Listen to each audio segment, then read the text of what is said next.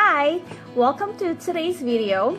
Today we're going to be talking about The Science of Getting Rich by Wallace D. Wattles, Chapter 13, Getting into the Right Business. So according to this chapter, success in any particular business depends on your ability, your talent, and your skills that is required in that business. However, just because you have a talent for something doesn't necessarily mean that you're going to be successful at it or that you're going to love it.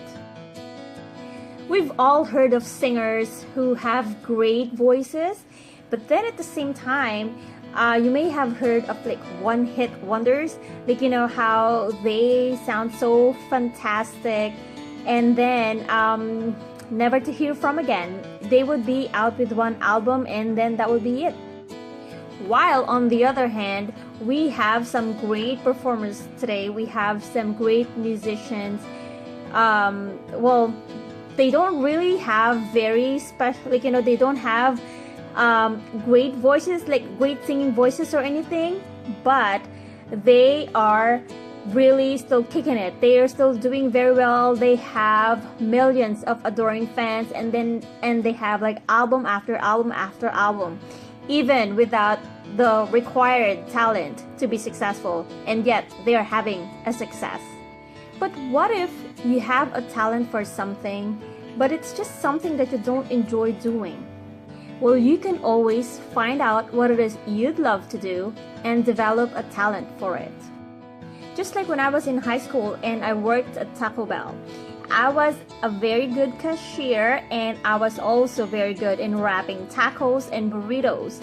But at the same time, it wasn't something that I loved doing.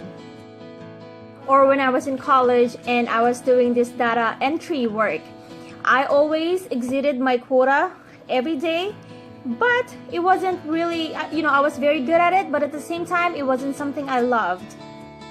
So you could also be so good at so many things, but if it's not something you enjoy doing, if it's not something you love, then maybe you should find something that you will absolutely love, and you just just doing it makes you feel alive.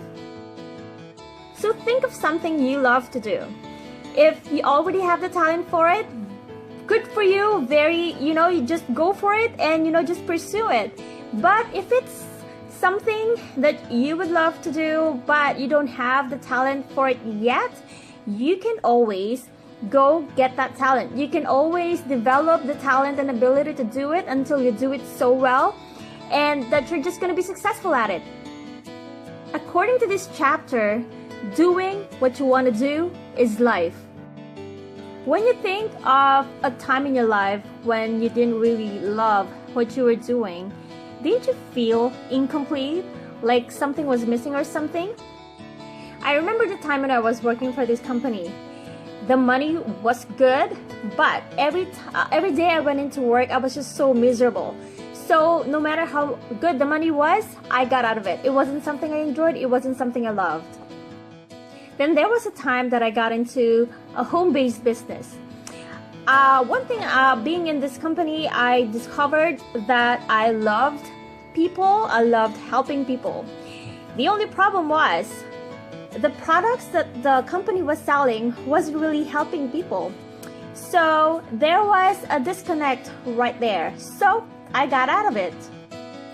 So if you're doing something now and you're not exactly loving it, you don't have to continue doing it. If it's something that someone had suggested you do it, or if it's something that you're doing just because you already started it, or maybe it's something that you think you should do, your life is better spent doing something you really love. However, if what you're doing now will help you move closer to where you really want to be at, then go ahead and keep at it. For example, if you don't like being an employee, but at the same time you're dreaming of having your own bakery in the future, so you can just, suck it up and just be an employee for the time being. And, you can be an employee at a successful bakery And then as you go along, you pick up tips and strategies on how to have a successful bakery. And then when you're ready to move out on your own and you have your savings and all that stuff to get your own bakery, and you now have the experience. So now you can start your own bakery and be successful at it, just because you coming from being an employee to now being a business owner, you now have the talent and the ability that you need to have a successful business. So you're not really obliged to do anything you don't want to do, unless of course it is going to be a bridge between where you are at the moment to where you want to be. So here's a very important pointer from this chapter. Don't act hastily on getting into another business or profession. According to this chapter, there's no need to act hastily. No one else is going to beat you to it. There's enough for all. If one place is taken, another one and a better one will be open for you down the road. There is plenty of time. However, if an opportunity is presented to you, and after a careful consideration you feel that it is the right opportunity, then go ahead and don't be afraid to make a quick change. But when you are in doubt, wait. Go back to your vision and increase your faith and purpose. In times of doubt and indecision, cultivate gratitude. So in this chapter, Wallace Wattles recommends spending a day or two in contemplating your vision with a deep feeling of gratitude that you're gonna get it, and you will get guidance when you do act.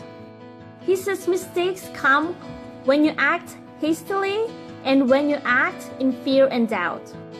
So towards the end of the chapter, we are being reminded to do all that we can in a perfect manner every day without worry, haste, or fear. Exercising gratitude will never fail to strengthen your faith and renew your purpose.